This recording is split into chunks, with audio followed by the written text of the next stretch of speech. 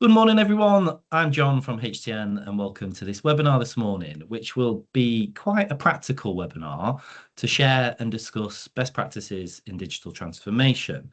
Over the course of the session, we have an aim to go into some of the projects that our panel have been working on or involved in, and we'll go into what has worked well and perhaps what hasn't.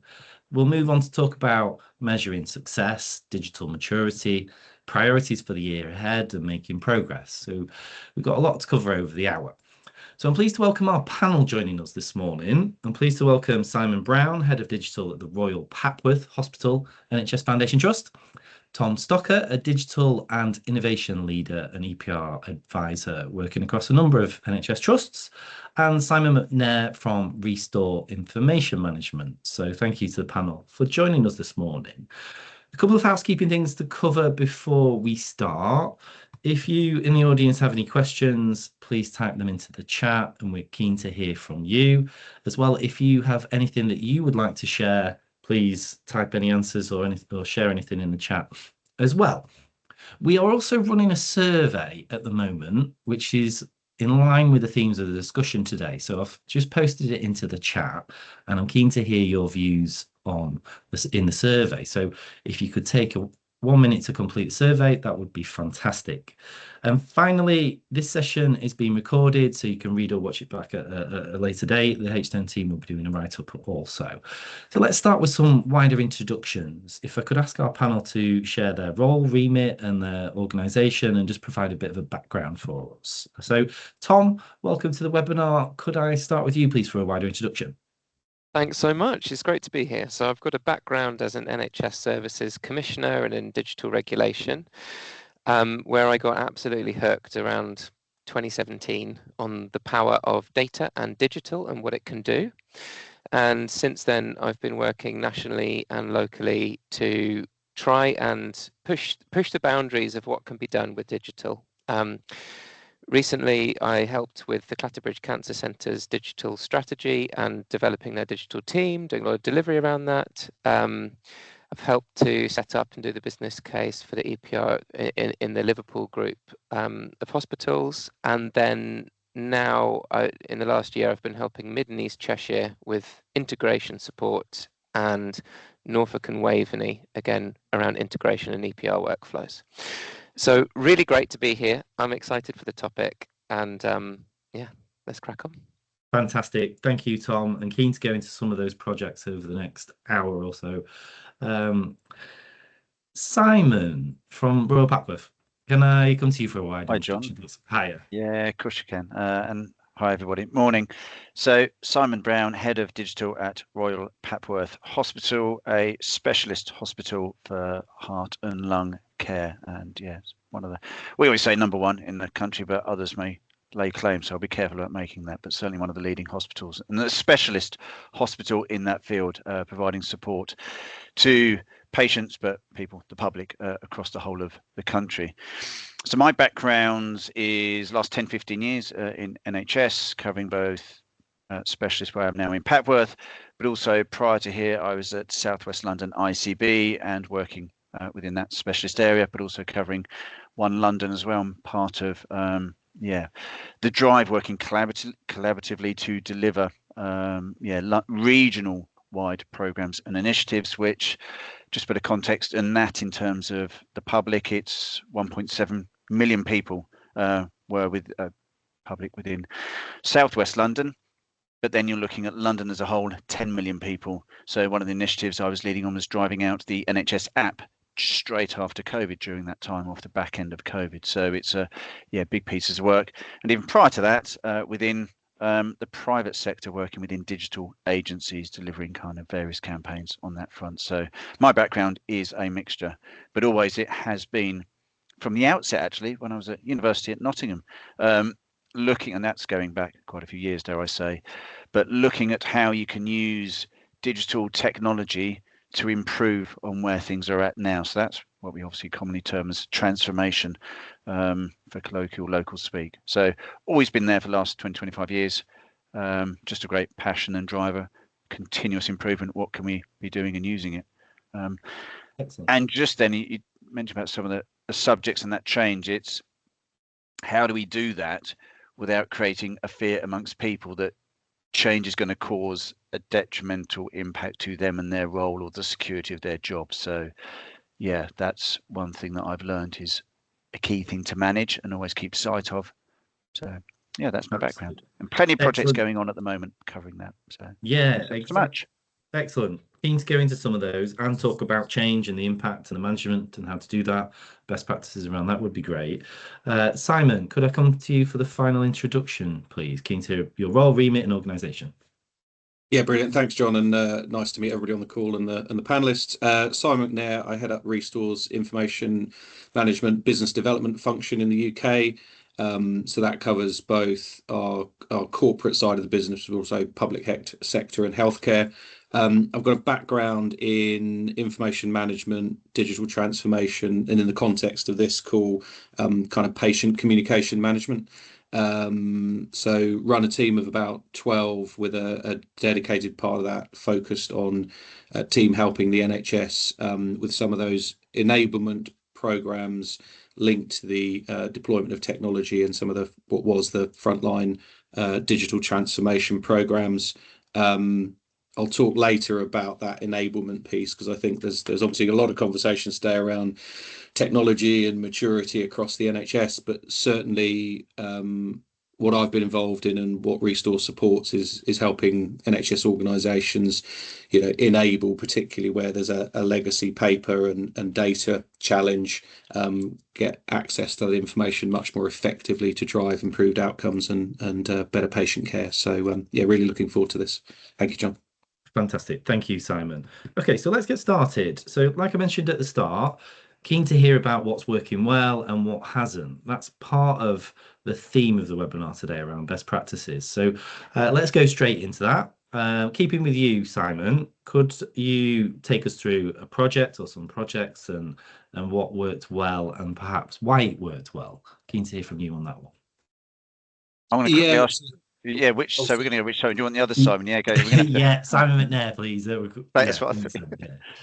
So was the challenge having two Simons on a call, but yeah, appreciate that, John. Thank you. I think, I mean, if I start, I think, yeah, Restore's got a very extensive history working with the NHS, whether that be at kind of national and regional level or at a kind of specific NHS organisation, trust or primary care level.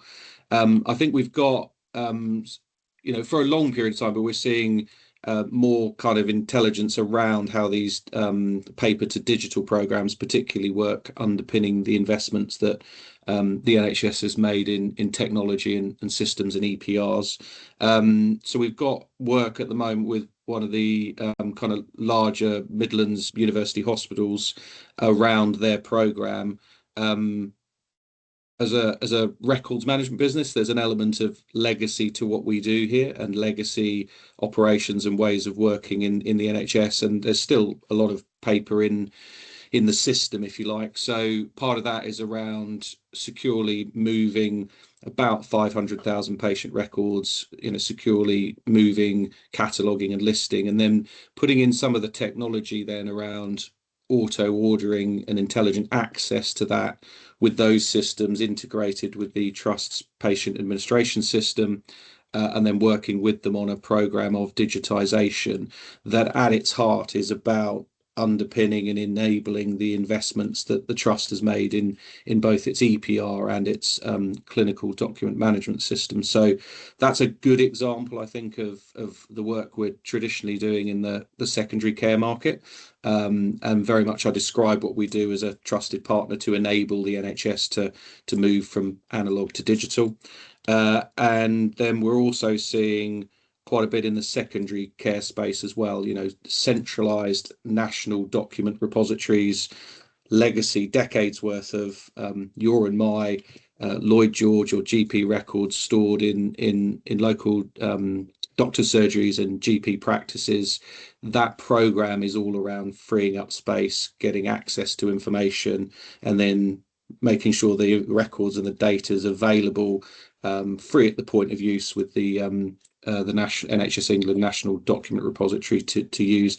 I think the kind of what works well and why is where, on both sides, where, you know, there's a clear vision, there's a clear timeline, a funded budget, there's the right controls in place around not just the procurement, but the management of that program, and then flexibility, particularly as a supplier, because what we do often has other dependencies on larger programs within the NHS trusts, and that ability to go faster, go slower, adapt the way we work depending on some of the challenges of the trusts and, you know, any issues they may have or other priorities that take precedent. I think that flexibility piece, certainly as a supplier, as a partner to the NHS, is really critical as we come alongside these much bigger transformation programs. So yeah, so there's some kind of good examples of the work that we typically do, but it's about freeing up clinicians and clerical staff, back office, from the challenges of working with paper and making sure people have access to the information, the data to make the decisions they need, and ultimately improve patient care. So brilliant. Thank you, Simon. And Tom, keen to hear about some of your projects that you've been involved in recently and what worked well and why. So I think I heard when I started coming into digital, I had this wonderful guy in the Northwest region who I was working with on a project, Peter Jenkinson, if people come across him, and he said, Tom, it's all about people, product and process.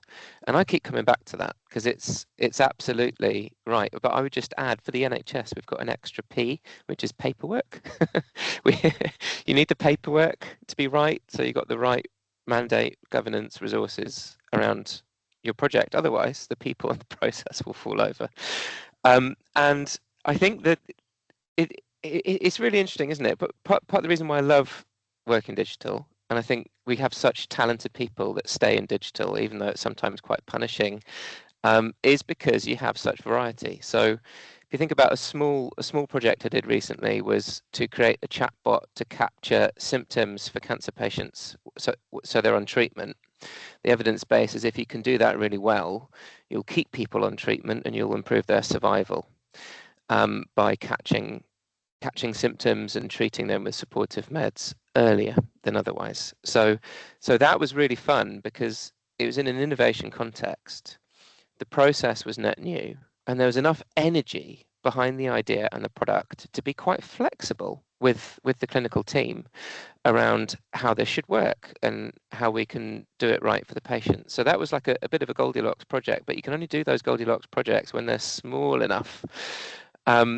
Then if you think about a couple of other recent projects, so working with patient portals, I've been really surprised how differently trusts have used and deployed patient portals depending on their priorities.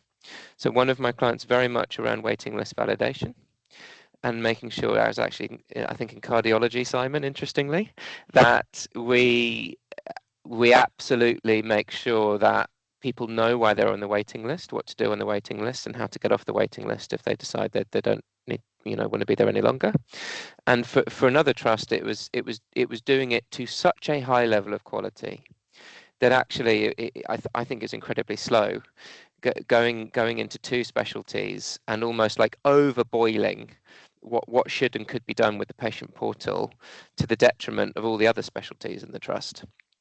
So I think, and then EPR, obviously, every single module, build, workflow, element, button you click needs to be done in a controlled methodology around future state workflows and making sure that all your people are aligned, all the paperwork's done ahead of time. So I think what makes it work well for me is the same. You've got great people who are engaged. You've got a great product concept. Yeah, we're not faffing around with grey zones and stuff that half works. You've got clarity on processes and you've got the paperwork to underpin it. So as long as those four things are ticked, I think it's genuinely really fun working in digital. And the way to get those four things ticked for me is right at the beginning, canvassing as many people as possible, understanding who's who, understanding the hidden dynamics.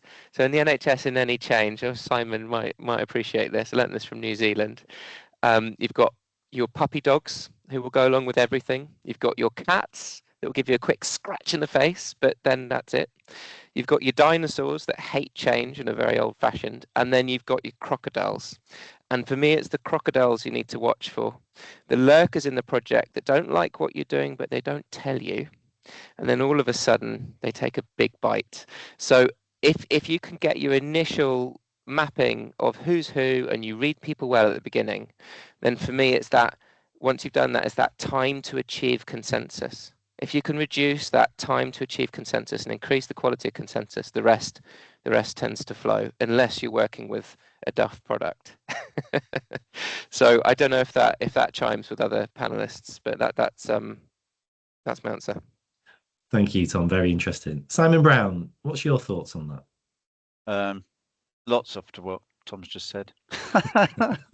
It's sparked off so many different thoughts, isn't it? Yeah, it's people are everything, and certainly making projects work. I mean, you both touched on it in terms of, well, there's two things I picked up from what Simon and Tom have said. Communications, very much Simon was talking about that, the need for the communications between everybody and having that flexibility. But also then, yeah, the people, as Tom was talking about, and the different types of people and the different types of drivers that they have as to why they're going to be supportive or just kind of not unsupportive, but maybe just not as energetic or driven to make something happen because they've got other kind of drivers for or motivators for what they want to do. Everything in terms of making something happen, a term I picked up from agency world, kind of, yeah, back in that day, is just brutal simplicity. Just keep it simple. And I often refer back to that. I think that's why my parents called me Simon. That's whether Simon may say the same, but it's, yeah, just simple, isn't it? So it's just keep everything brutal simplicity. And we have a tendency within NHS world for things to become overcomplicated and lots of people becoming involved. And I'm just having discussions with the team now here at Papworth, where there's so much going on, and we've got prospective possible new EPR coming into our kind of radar as we speak. For those that have been involved with it, both here on the panel, but those listening as well, you'll understand the journey. I'll leave it at that. That kind of, yeah, takes you on. So we need to kind of manage the amount of meetings we go into. Should we be going into meetings? What are we there for? And just reduce the complexities, the involvement, just keep it simple. And I think that's what makes a project successful, along with communication, talk. So there's a project, you asked for an example of a project that's just we've delivered. So one is around voice activation. So it's sitting in that AVT. So yeah, ambient voice technology. I'll not do acronyms if I do. Happy to put 50p or a pound in charity box. John, choice your charity for any acronyms. If I do use any blue words, I apologize, but I'm not paying for those. It's been a stressful morning, as said earlier. So yeah, this is a voice activation. We use T-Pro at the moment. We've just launched using those guys. Really, really good. What we have seen, what worked well with this, is that we had a core team, a really small core team to deliver it, of literally 3-4 people. Nothing more than that. And we had a focus point. So it was led by Shalini, who is divisional director from the clinical administration side. For those that don't know about T-Pro and voice activation, what it does is that when a clinician or a member of staff wishes to take notes, it then transcribes it into online. So not just going paper, we're kind of going spoken words into patient notes, and that gets uploaded to the patient healthcare record. So very much reducing and streamlining. We involved, of course, clinical people, but that was done by Shalini. Quite often you see within projects, they have lots of stakeholders from all the different teams. You could be 8-10 people. So then you're going to get, as Tom was saying, lots of different kind of people with their kind of interests. But if we, as we reduced it, it stripped that out and had a focused team to deliver. So we've now had financial savings, which is important within the NHS. Yeah, I'd like to say, but it's very, yeah, probably best I don't go into how much financial savings, but there has been financial savings, not just on the contract itself, but actually in time saved, because and that's time that can be allocated elsewhere by our clinical administration team. The value and benefit of that is that we can then, and the team there, can focus on other patients in terms of communicating with them and patient communications, which, yeah, Tom, I think Simon mentioned earlier in our conversation how important that is. And that means then more patients receive their letters, their communications. They can then go and get their appointments set up, which is the ultimate reason why we're here. In 1 month, we had an additional 1,200 patient notes uploaded and logged into the system by using this method than what we'd done before. And it's just, yeah, ultimately going paper, it's typing, it's still that kind of analog world, isn't it, of having administrative staff typing everything up. So that's huge. It's 1,200, that's 1,000. I mean, that's just a massive turnaround in 1 month. So after the month, I've got statistics here in front of me, we start to then also break down by which clinicians as well. So we've done a Power BI dashboard to understand which clinicians are using it more than others, why are some using it more than others are not. So when we want to create that behavioural change, that cultural change of getting others increasing their use of it, we can then use clinical drivers and clinical colleagues to then support and advocate use of it. And we can also then break it down by department as well, which is, yeah, something Tom was picking up on. Brilliant. Now, I'm just going to add one final thing. So yeah, God, you can ask a question. I'm only going to say one other thing. When we did the Microsoft Windows 11 upgrade that hopefully everybody is aware of that needed to be done last year, massive trust-wide project software upgrade. Core members of staff delivering that, 3.5 people. So it does not need to be a small project like this voice activation one. We've done a massive trust-wide upgrade, 3.5 people.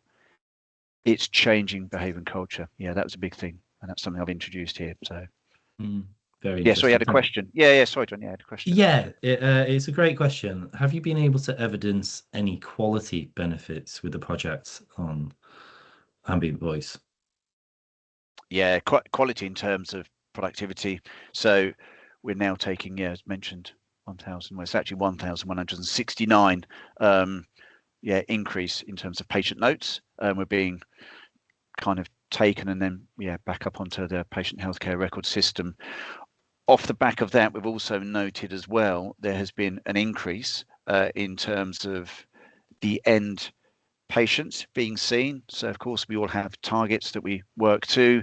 So we've increased, circa in the 60%, I think 62 or 68%. That's now increased, going up towards 70%. I think it's over 70% now in terms of how many people are being seen in kind of, I think that was cancer care as well. So that's where we see the end benefits and evidence of what's being delivered. So the notes being taken at the start of the journey and speeding up patient flow. So this is only our first month of doing it, but that's key to any project, isn't it? It's what are your parameters to begin with, which is what I'm guessing the benefits realization, the person asking the question is looking at, and then how are we realizing that at the end. So yeah, we do make sure we track end to end. Great, thank you, Simon. And keeping on the theme of measuring benefits and success, and Tom, could I come to you? What does success look like in terms of measurable terms? What are some of those things to measure? And I'm also keen to hear about your thoughts about the recently published NHS England Digital Maturity Index. What's your thoughts on that too, of part of a baseline in terms of digital maturity? So I'll start with the Digital Maturity Index first. I really don't like it. It's really driven, for me, it's turning digital teams into adoption houses, like the in-house extensions of our supplier community. I don't think that's what we are and what we should be. So going into my second answer, I think what we are and what we should be is proactive people working collaboratively across our organizations to improve care. And that could be efficiency, that could be whatever. And I think that, digital's a broad tent. There's lots of us doing lots of different types of projects. And I think this is where your digital and data strategy comes in. If you can set your high level objectives around some key ambitions and some key KPIs related to those ambitions, that might be patient experience, that might be productivity, that might be safety, that might be actually, we're in a specialist cardiology and lung hospital. We want to absolutely improve the outcomes from our cardiac surgeries, or you know, do this fantastic innovative lung service, whatever they are for the next 3 to 5 years, get them on an organizational document that your exec are bought into, and as an exec group you can drive those KPIs really meaningfully and give the space for your teams, who are, by the way, generally fantastic. And I've done a little bit of work in the private sector, and sometimes we feel like we're not quite as shiny as people in the private sector, but I think we are a lot shinier, actually. Our digital teams in the NHS, we've got some real good talent there, and if we set the ambition right for our digital teams, I've seen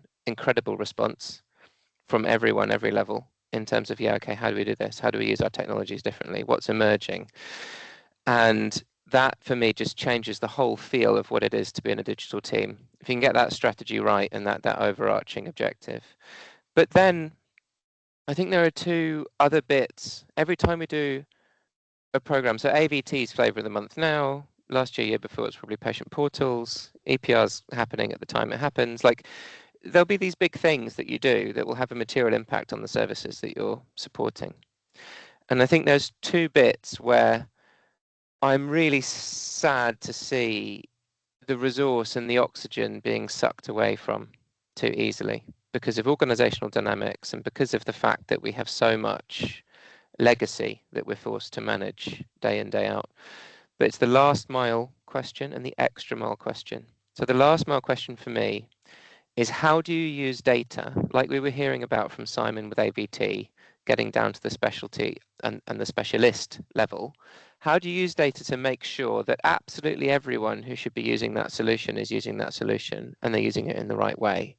And I think there are some great tools from the private sector, but also you can build stuff internally to help you with that. How do you use data? How do you use user analytics, like the web guys do really, really well? How do we do that better in a hospital? And I think that's a question data teams should be focused a lot more on, rather than just how do we surface data for other stakeholders. How do we use the data to check adoption? And the second question is the extra mile question. And this has stayed with me since being an NHS service commissioner. There is a world of difference for our patients and our clinicians between ticking the box and doing the minimum and moving on because no one's got enough time, and really getting to grips with why we are doing this thing. What do we want out of it?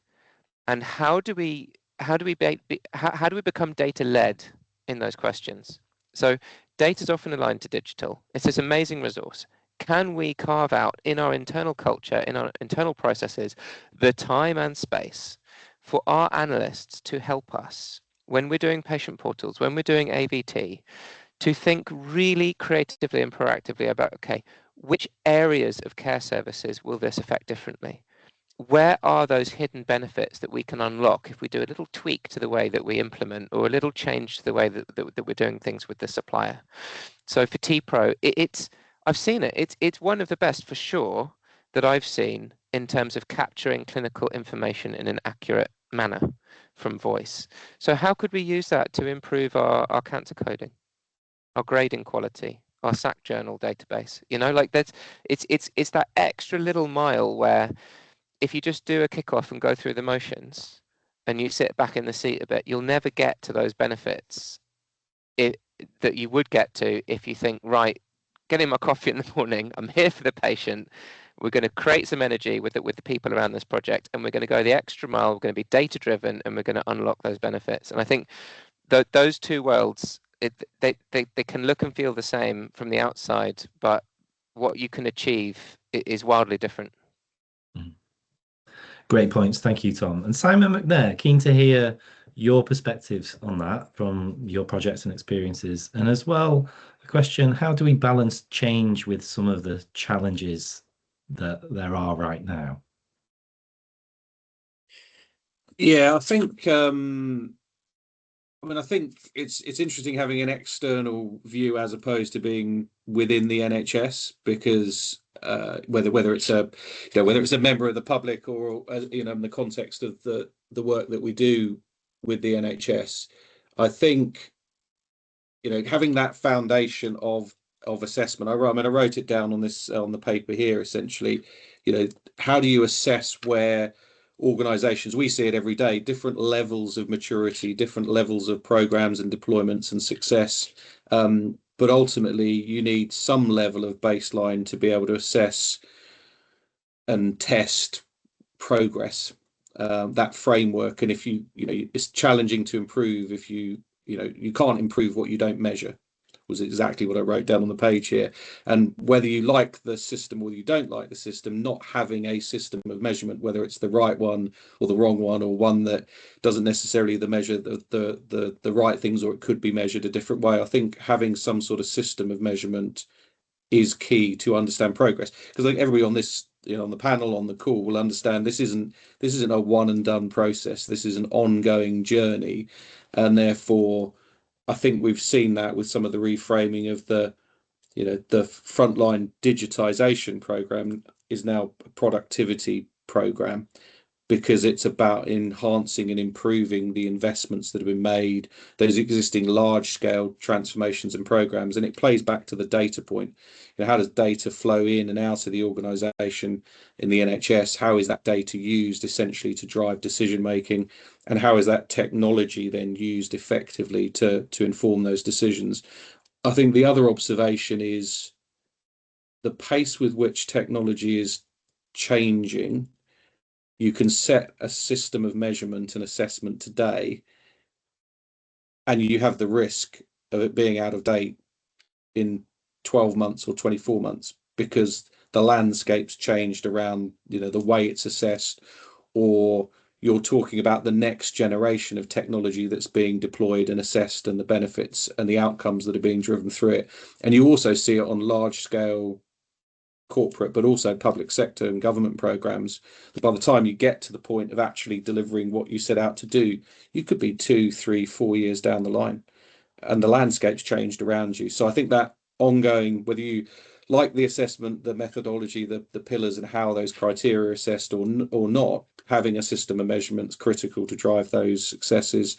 And then constantly auditing and reviewing that system of measurement, that way of assessing, in this example, digital maturity, is key, because the pace with which technology is driving change is just exponentially changing day on day in a rate we didn't see 5 years ago, and certainly not 10 or 15 years ago.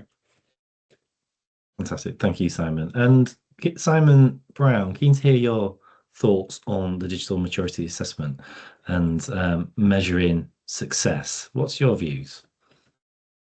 Agreeing with both comments, things that Simon and Tom have said, but then also adding, for me, there's a disconnect between digital maturity assessment and then what's going on at operational level, what we're kind of doing. Yes, we've gone through it and I've discussed it at relevant kind of director level with other colleagues and executives to say, well, this is where we're at. What do we need? What did we do last year? What do we need to do to improve it this year? Whilst at the same time having the traditional audits that go on from the relevant kind of Big Four and other consultancies that come in to do that assessment. And you've got DSP Toolkit, and it's constantly going on. You need that up there so we know kind of, it's like league tables to a certain extent. We had it with schools without going on a side tangent, but it's a similar kind of thing, isn't it? And whilst it's necessary to have the maturity assessments and you have the CQC as well, that different, but it's also a kind of another standard to which you're assessed by. Then coming back to what's just been spoken, what goes on at operational level? And dare I say it, pending if my CIO is listening to this or not, if I get in a meeting at 11 o'clock, it's that disconnect, because what's happening up there isn't what's going on at this operational level and what we're doing. And when we're looking at, when I was talking about T-Pro and the kind of impact there, how's that feeding into, and there's obviously other successes, what does good look like? Well, delivery of Windows 11, we achieved it across the whole of our estate by October, the deadline of October 14 last year. I mean, it's etched in my brain. We hit that. So, but is there a connection between those and HIMSS that is used, whatever level you may be at, or the digital maturity assessment? No. Should there be? Yes. But there isn't. And actually, I agree, where we need to be getting of what does good look like, what is our maturity assessment, is how far are we advancing the improvements of patient outcomes and patient care. And that very much is driven by data for me. I'm a massive data fan. Dare I say, I would argue more data than digital fan if I could have a shade of colour within this world. And it takes very much within, we have business intelligence. So in my previous role at the ICB in South West London, I was part of creating the data strategy, and we started to transform BI into data intelligence. So you're really surfacing out, okay, what does the data tell us? What are the trends of what's happened to date? And then you take it to that fourth step, and that final level is, right, how can we use that to project moving forward what goes on? We don't do that in the NHS enough. I would say actually it's quite a small pinch that it maybe really happens. And this is maybe something Tom was saying, is when we're implementing some software, how do we then have those discussions of how can that benefit other teams and departments? Quite often we'll implement a project and a software or hardware, done, end of. And it's not end of. Are we communicating and embracing that across other teams and departments? Not enough in my eyes. How do we do that? We need detailed data to have that and to make it happen. But then, as Simon was saying, we also need, in my opinion, our third-party external suppliers and vendors to be part of that discussion, because they will see things differently that we just won't. We become too much in our perspective of NHS world. Somebody from the outside looking in, whether it's patients group, whether it's the third parties, they'll just see things differently and offer insights that they'll get from experiences elsewhere, that we can add value to what we look to implement from an operational perspective. And it's that digital and data, and I would say digital and data maturity assessment should be a better way of how we view things and how we use it and what we should be driving forward. Open thoughts, really. Thank you, Simon. Tom, could I come to you next, please, if there's anything that you would like to add? And also keen to hear about your lessons learned on working with vendors and suppliers. I'm particularly keen to hear about anything that works well or that doesn't work well with the supplier market. This could be, here we go. You're now going to set the cat amongst the pigeons, John, won't you? There'll be blood on the walls. No, I'm only joking. So before that, I just want to address, I see a little question from Lorenzo Gordon. How would the panel approach the tension of not having everyone in all meetings and also keeping stakeholders engaged, involved, consulted? So I actually think the NHS is the easiest place I've ever worked to do that in, because all you do is you walk around the services and you meet people and you go to their meetings and you structure your own internal digital meetings for that purpose, for keeping everyone abreast of what's going on, so the tech stack's well orchestrated. So yeah, go and do some walkabouts and think about your meeting structure internally, and that problem I think is mostly solved, rather than having to put everything into comms. But I appreciate as you get into bigger groups of hospitals and stuff, that does get harder. So back to the tricky question about vendors. I was reflecting on this. So the best, easiest vendors for me to work with from an integration perspective know their product, have good database design, and don't create extra bureaucracy or politics where it's not needed. You don't have to go back through the account manager and then have a load of argy-bargy. You can just go straight through to a technical person, be that a founder or a technical lead, and you just solve a problem. It's kept simple. So there's technical problem solving is an issue where we have this strange dynamic where things are overly commercialized.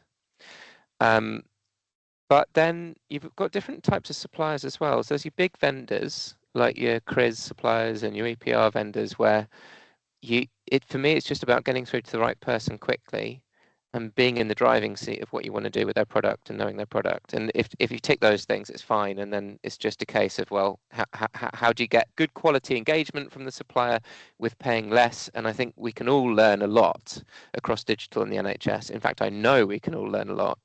I'm yet to see basic negotiation training being put to use in a digital context ever in 10 years.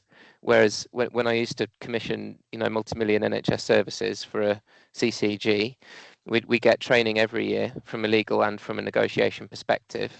When I say training, I mean training, not just classroom, this is how you do it, but practicing how you bring people down price points, how you structure procurements, how you do reverse blind auctions. You know, councils are really good at this. I think digital has a lot of catching up to do with that skill set. And that would put us in a very different position with our vendors. Those are the big ones.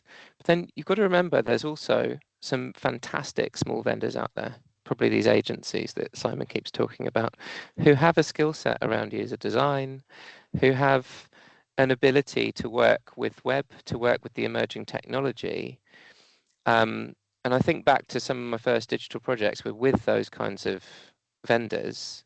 And in that context, you want high availability, high engagement, high curiosity.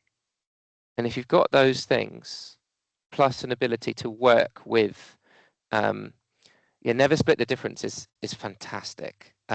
By the way, for anyone who wants that grounding from an FBI negotiator, and it's got nearly all. So you triggered as soon as you mentioned. It's got nearly all of negotiation training in that Yeah. book. So if you just want to read one book, that's the one book to read. Never split the difference. I can't remember the author now.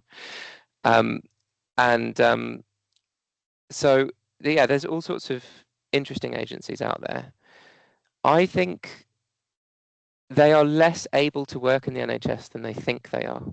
They are less au fait with how our services work, how our politics work, how our stakeholders work, how services are organised, how our governance works. And for me, if you want to get the most out of those service-oriented vendors, it's a case of giving them really high-quality induction and getting them on site on day one, give them a really good walk around, and yeah, Chris Voss, that's it, and getting them to know to know what it is they're working with, because the NHS is a very different beast to almost any other organisation.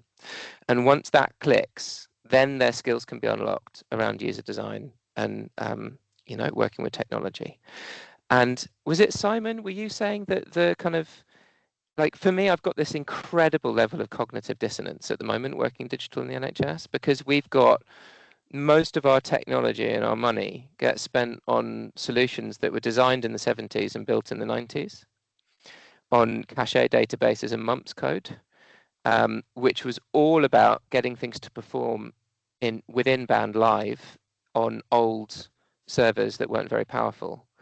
But now, in an evening, I can write a patient portal in Claude Code and Lovable, and it's pretty well built. It probably would have taken 3 years of a team in Sri Lanka to do that 10 years ago. So we're in a totally different world with totally different capabilities, and yet the NHS, it does sort of waffly talk nationally, but we still don't have a plan of how we're going to engage with that.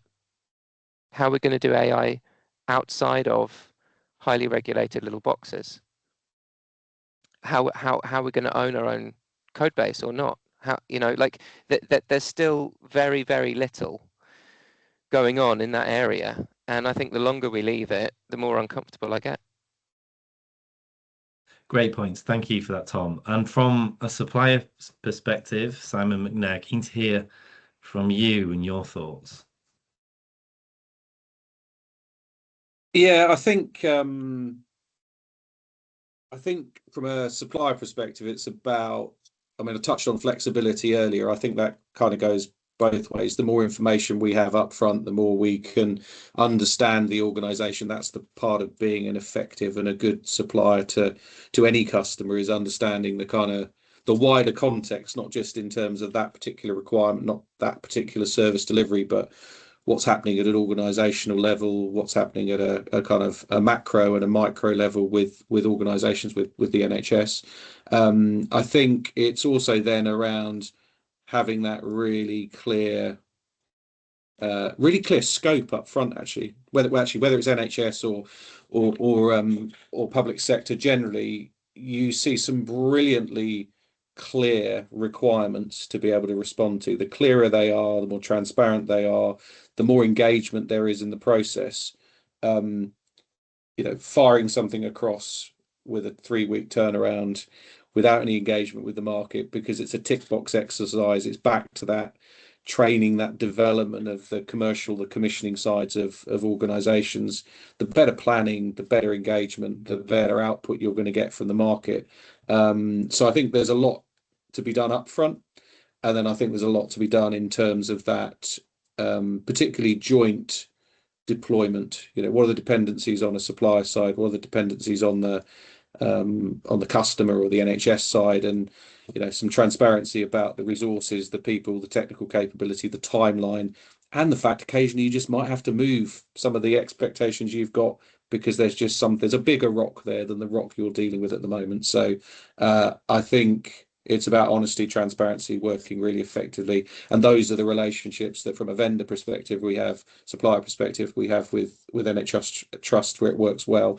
And it's also a roadmap, because actually it's not just one activity and then you're out. Sometimes it is, but actually it's often a program of change over a period of time, which is where you get the long-term commitments and actually the behaviors you'd want to see from a partner as opposed to a vendor or a supplier. Thank you, Simon. And Simon Brown, anything that you would like to add on working with vendors and what works well and perhaps what doesn't? Best client partner I've worked with is CHCIO's. Not even in this sphere. CHCIO's, what a wonderful place when I was here working private sector world. So they had an ethos whereby any chef, all of the head chefs who would go and then want to work at CHCIO's would send them to Italy to go and train and live and breathe the Italian way, the Italian culture. And as we were then, and I was working with them, you kind of just start to live and breathe that culture, that ethos. So you're kind of then, as I was then working in digital agency world, you become embodied in it. You become part of them and their world, and you understand it and you live and breathe it. And then you can give so much more. And that's why they did it. And it was great. And I still remember now, Frank, he was the financial director. I don't even always speak to the FD here by their first name. That is so commonly like that. Sometimes we do. It's with Sophie, but you would never have that. Typically, FDs are really kind of strong and kind of tougher personalities. Not everybody, but with Frank, it's just typical Italian. It's fantastic. The guards always felt down, and just his approach. But of course, it was absolutely up, and he was a very astute guy. But you just felt part of the team. And I think when we do that within the NHS, it delivers so much more. We can create barriers for ourselves. So to work with suppliers, soft market engagement, 100%, because you can then not just say, this is what I want, Simon. Actually, I think I need to achieve this outcome. Well, actually, here's the problem I'm trying to solve. I'll speak to you, but for kind of fairness, I need to go and speak to other suppliers. And actually, it's healthy to go and do that, to get different views and opinions. And then through that soft market engagement, we can then start to form what our specification is. I think we need to improve. And so I strongly believe we need to improve our briefing to the third party suppliers and vendors to enable us to get a lot more out of it. We become that's what it is. That's what I've got to do. It's tough enough through procurement already. You can't change once you've engaged that process. So soft engagement to begin with, and just bring them on board best you can. Problem solve, hackathons, whatever it may be. Super, thank you, Simon. And we've had a question come in the chat. Simon McNair, could I come to you for this one, please? So the question is, thinking back to a recent digital project, is there anything that stands out that you would have done differently on reflection? And perhaps has that changed your approach going forward, or will that change your approach going forward? Interesting one. Yeah. And one of the observations I have is you can sometimes go into very similar, what appear to be very similar projects, but actually they don't necessarily run so the first project goes very well and the second project doesn't go so well, or you get those lessons learned from those initial projects. Could be actually not as clear around the timelines and specification, and an under-resourced view on implementation. Did we get it right first time in terms of the effort that's required, the complexity of the environment, some of the dependencies which weren't visible when you stepped into those projects, and you end up building essentially a library of lessons learned. So when you see something that looks like the last project, how do you go back into that knowledge base, that database of people, often people that have lived and breathed through some of those implementation programs, some of those delivery programs, to be able to get that knowledge, that capability to understand where there's an issue and how to course correct and how to manage that as part of a wider program. So I think that comes with it, time and experience. And I think the flip side of that is, stepping into things that you've not done before, or you've done parts of, but you've maybe not done end to end. All organizations want to be able to evolve and grow, and therefore, you want to do that in a way where it's, again, back to the transparency piece. It's clear where you are today, where those capabilities are, and you understand you're not overstretching yourself, because that's where issues come in programs. On both sides. Any organisation that's overstretched, whether you're sitting in a supplier community or a trust community trying to implement a major change program and a major technology deployment, you're going to have problems. So I think it's that maturity to understand where you are and put the right resources, efforts in place and be transparent about that. And then over time, it's like a muscle. You get used to operating a particular way. You get to be able to react very quickly, to be able to address issues that come up. And I think that's the key piece. The more you're able to do that and deliver well, the more you have a blueprint to continue to deliver in that way and exceed expectations as part of the program. Great. Thank you, Simon. And Tom, same question to you. Keen to hear about your projects or one in particular that stands out, where there would have been something that you would have done differently on reflection.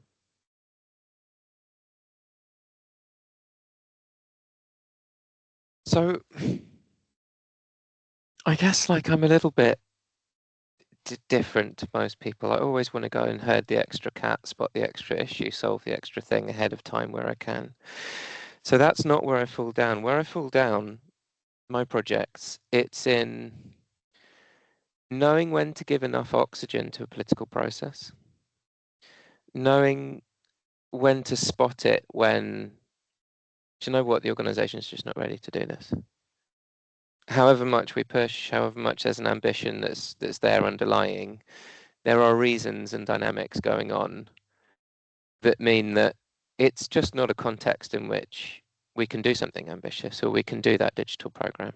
And I think I've been coming up against that more and more. I guess my ideal context was the COVID context, where everything was game and everyone was up for it and everyone was putting in the extra time. That felt great. And now I think we've had so much politics, we've had financial restrictions, we've had a lot of supplier-driven upgrades, we've had Windows 11 changing all the different servers, we've had to migrate, we've had to do failovers, we've had to harden our cyber posture. So much of our capability has been BAU and legacy management, and that's all been for the right reasons. But for me, it's just it's not so much a project that I've done differently, it's how to set up the delivery context and the ambition and that Margaret Mead group of people that still want to make a difference, that still want to get together and make great things happen with great people. And for me, it's that context seems to have shifted nationally with all the clients I work with, and I'm still trying to figure out the best way of approaching that. I don't really know. I don't want to slow down. There's still a lot to do that will benefit patients and clinicians and NHS organisations. But the materials with which to work seem to be different. Great. Thank you, Tom. Simon Brown, keen to hear from you if you have anything you'd like to add from that. And we've got 5 minutes left of the webinar. So keen to also hear, a year from now, what will progress look like for you and at the Royal Papworth? What are some of your priorities and what would success look like in a year from now? Sure. Thanks, John. So I'm going to come back to partly a question that came in the chat about keeping key stakeholders involved. So a number of projects being delivered last year. One that's still ongoing now is multidisciplinary team meetings, MDTs. There you go. There's another pound in the charity box for you, John. And delivering it came late in terms of when we were rolling it out. Did we have all key stakeholders involved? A key one being procurement. And did we have them really involved at the beginning when we should have done? You could argue no, because due to the procurement process of everything that was going on and the detail that was needed, as well as what's going on kind of at a macro level that we know elsewhere in the world does have an impact in the global supply chain for certain items. Did we engage them? Probably not early on enough. So how do you keep all of the key stakeholders engaged and consulted? That's a key learning, because we're now just at the final stage of delivering that piece of work that then has an operational clinical perspective on it. So the change that I've now implemented from that, you have kickoff meetings, quite standard, but actually have we got all of the key stakeholders involved in that very first meeting to then decide if they need to be involved at the next meeting and future meetings, and when. So there's a change from that, which should be kind of standard practice, but it kind of, for us, it's getting the basics right and understanding the simple things.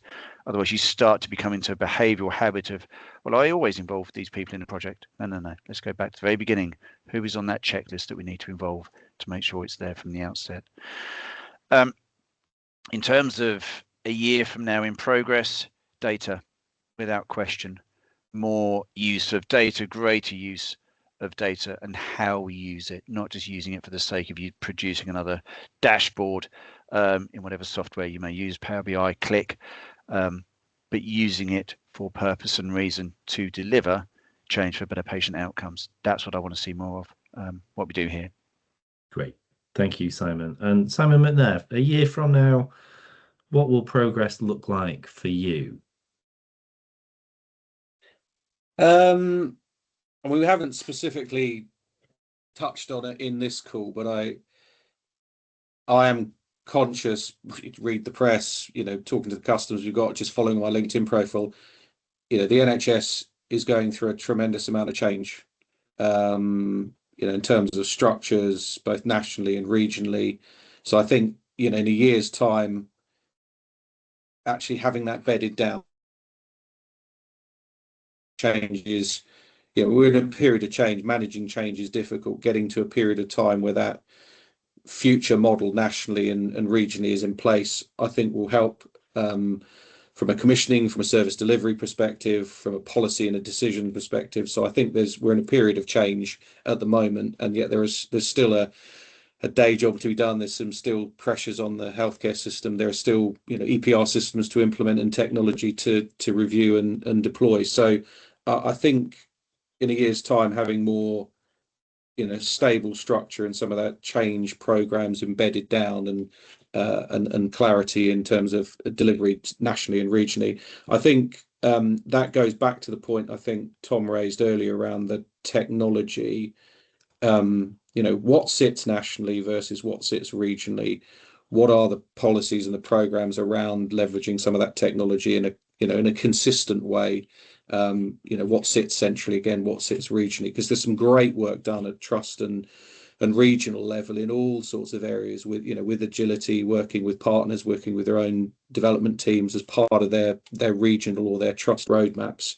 I think it's evidence as well, whether it's part of bigger national programs or regional programs, where's the value? How is that being evidenced in terms of the patient at the start and the end of the process? What does that look like in terms of direct patient time? What does that look like in terms of access to, one of the big things in the information management market, it happened earlier on this week, actually, my ability to be able to go onto the app and find results, data and feedback from a consultation and a test that was done 2-3 years ago was very relevant to a hospital appointment I had literally yesterday. I wouldn't have had that ability to do that 3-4 years ago. And it was the consultant that was assessing me, or the kind of pre-op assessment, they couldn't find the information. And I said, hang on a minute, I think I've got this. And I went back and I found the app, and I was partly in control of my own care. And I think in a year's time and ongoingly, the big policy objectives about putting patient data, patient records in the hands of the patients, enabling that through the NHS app, putting control in patients' own hands in terms of their information, their records, their data is a key tenet to that. And I'd like to see that further progressed, and it is testament to the kind of live real world example I lived through yesterday. So the other bit I'll just mention to that though is technology, great, lots of bright shiny things, brilliant to be able to use the benefits, drive the benefits that technology provides. 2 points for me, probably closing. One, there's still a legacy, whether it's paper records or whether it's applications or whether it's systems and infrastructure. That's still a program that has to be managed, as well as the day forward, very digital and technology focused piece. And then I think it's around enablement programs that maximize the value of the investments that the NHS and trusts are making in both large systems and technology projects. So don't forget about the past and the legacies. There's still a challenge there to manage in terms of compliance and retention and data minimization and records, retention. But also, how do you enable these major investments so you're maximising that investment that has been made under the frontline digitisation programme that is now framed as part of adoption, and maximising the value out of those investments moving forward. Fantastic. Thank you, Simon. And I'll have to close the session here because it's just turned 11. So it's been a very insightful session today. Lots of practical learnings. Thank you to the panel for taking the time to share those learnings with us. There will be a write-up, there will be recorded, shared in the next day or so. So feel free to watch that and share that. So I'll close the session here, conscious of time. Thanks to everybody for joining, and thanks again for the panel, and we'll see you on the next webinar. So have a nice day, everybody. Cheers, John. Thanks, all. Bye. Thanks, John. Thanks, everyone.